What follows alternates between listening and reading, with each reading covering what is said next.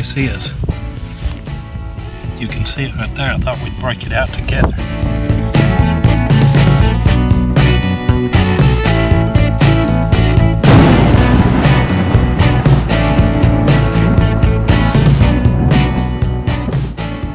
In this part of the video, I'm doing some scouting for a Civil War camp that I've been looking for 2 or 3 years now. I'm getting closer. I found another bullet, and but that was all. And so while we were there, we just went ahead and recapped a colonial site that we've worked quite a bit.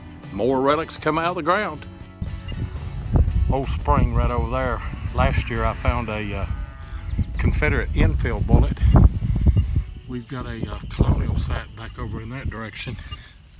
This has always been too grown up to hunt. And here is and the wind's blowing like crazy again today. But I've got a fired infield right here. It's been chewed on a little bit, but it has, I think, been fired too. Great find. We'll see what else we can get here. I have never found a pewter button that with the shank that far off center. Don't you look at that? And the wind's blowing. I'm trying to get out of the wind.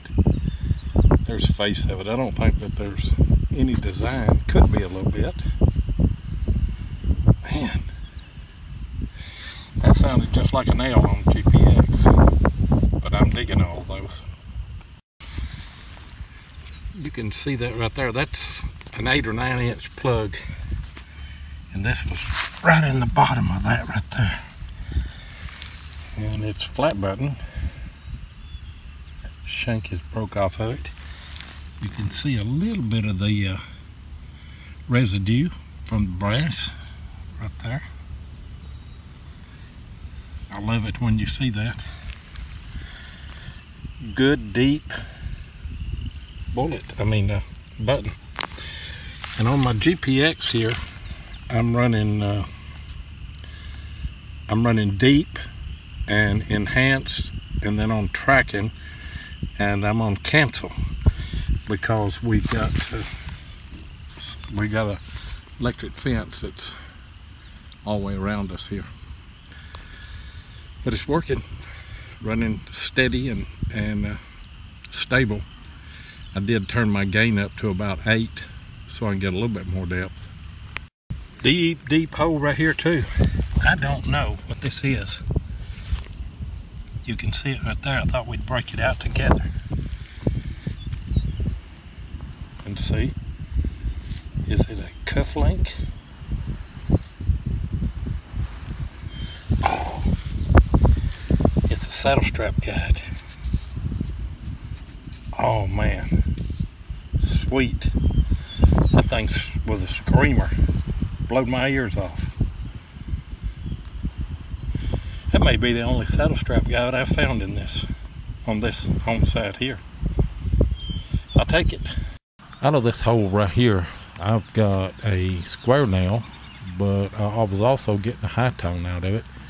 And the high tone was this brass wedding ring. Now sometimes those bent nails like that really sound good, but this sounded like that there was something else in the hole. And there was. It's a brass wedding ring that will almost fit on my ring finger, so I suspect that this was probably a men's ring back in the day. It's a great find. I'll take it. Jeff recently found this piece on a hunt. We were later able to ID it as a gate latch made by Buffum Tool Company. This design was patented in 1896 by inventor J.M. Proctor. It's a very interesting piece, but it brings up an even more interesting story about trademark logos.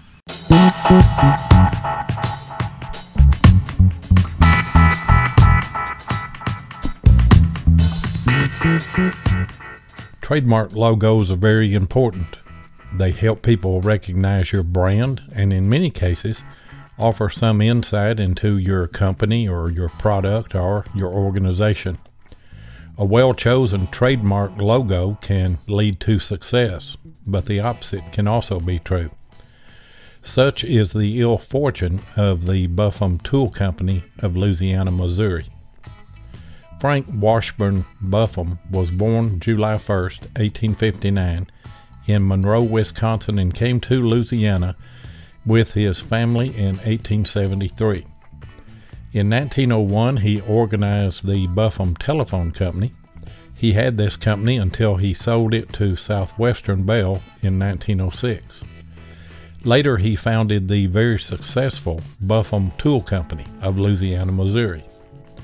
At a 1917 trade show, Buffum Tool Company exhibited over 500 tools. But Buffum's success was short-lived because he selected the wrong trademark logo. Buffum adopted the good luck symbol as his trademark logo, the swastika. Unfortunate for Buffum, the Nazi Party formally adopted the swastika as its symbol in 1920. You can only imagine how the American public received Buffum tools embossed with this ill-selected trademark after Adolf Hitler gained power and World War II broke out. The swastika became a symbol of Nazi Germany. The Buffum Tool Company went out of business in the early 1940s. The 44 Woods are just a few minutes from my house, and so if I've got an hour to hunt, I'll go to the 44 Woods, and that's what I do in this part of the video. Find a couple of more bullets, and you guessed it, another 44. I know you're going to hear the wind. I've got a fired pistol ball right here. Looks like a 36. It sounded real good on GPX. Of course, it wasn't 6 inches deep. Got that Woods patina on it. I heard this 44, but it wasn't a screamer. It gave me a good enough signal that I dug it. I don't know, it's down there probably about 9-10 inches. In this section of the video, me and Mike Turner use Maprika. Thank you again, Heath Jones and Scott Duncan, the History Seekers, for doing a podcast on that.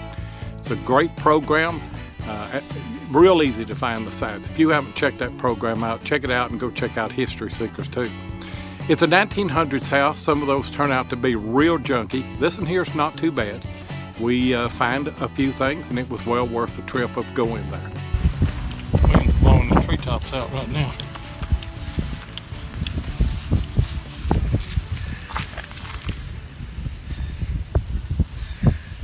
I dropped it back in the hole.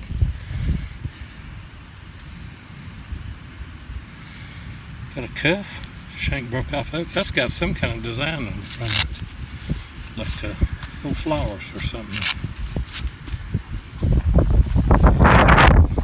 There's an old button though. Out of that hole there, and we found a few of these here. I'm not sure if that's a knee buckle or some kind of a little small sash buckle. I'll tell you what, it's got some fancy all around it there though. Get it home, get it cleaned up, and see what you guys think about it. Mike's got one right there. Go ahead and get him out.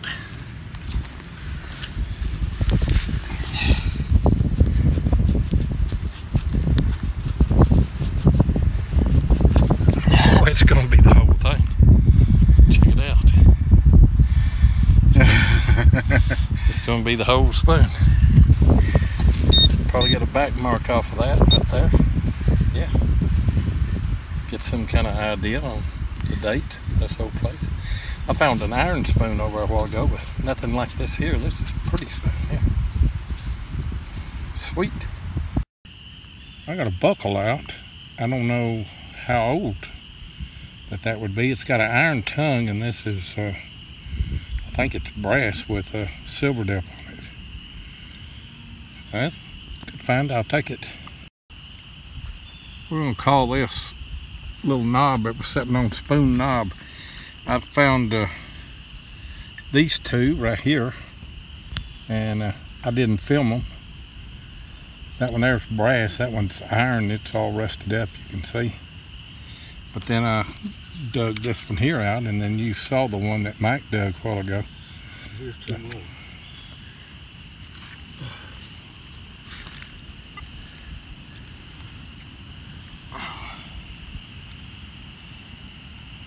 Little 2-hole sewing button. Mike got a, I believe those are overall buttons right there. Hollow on the inside.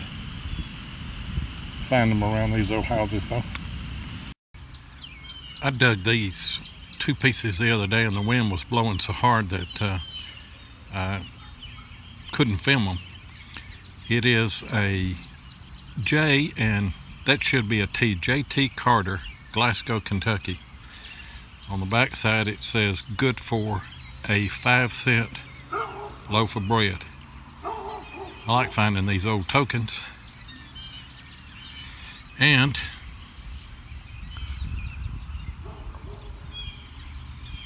I didn't know what this was. It is a very thin piece of silver. It's been, looks to me like it's been hammered out. And it's got 2 holes in it where I think they either made a button out of this or a whizzer, but I'm pretty sure that's silver. It's not lead. And rang up real high. That's an interesting find. Both of those are good finds, but this here is interesting. Shows you how important buttons were. Old house that I found on the map probably a year ago. Mike got permission on. Old house set right in here. I haven't dug nothing but junk so far. And I got a wheat. Can't get a date off of it, but I know it's a wheat scent. I'll get a date and leave it on this clip. We ain't found much. This place is full of junk. But I have got me a nice spoon here. And by the time I go to film and a car drives by, we're right on the road. This house was here in 29. I don't know how long after that or before that. Should be able to get a back mark off of this though and find something. I found a rivet a while ago, a brass rivet I didn't film. Mike got a harmonica reed and a toe tap. That's the crop. Mike's got a couple of harmonica reeds. You've been doing good on them lately. Headstand, toe tap. If it's got a date, the date will be right there on it. That's where they are. Patent date. But those are good finds. I didn't find much at all here today. Old house sat right in here and it burnt, and I don't know when it burnt, but it made it into the beer can days, because there's a gazillion of them, and it made it into the Vienna sausage days because there's a gazillion of them. And I don't like hunting places like this. Hope you enjoyed the video today. Nothing spectacular in it, but it is what it is. Want to remind you that me and Tennessee Jeff are live every Thursday night at 6 o'clock Central Time, 7 o'clock Eastern on Relics Radio on Spreaker. Come over and join us. We have a lot of fun.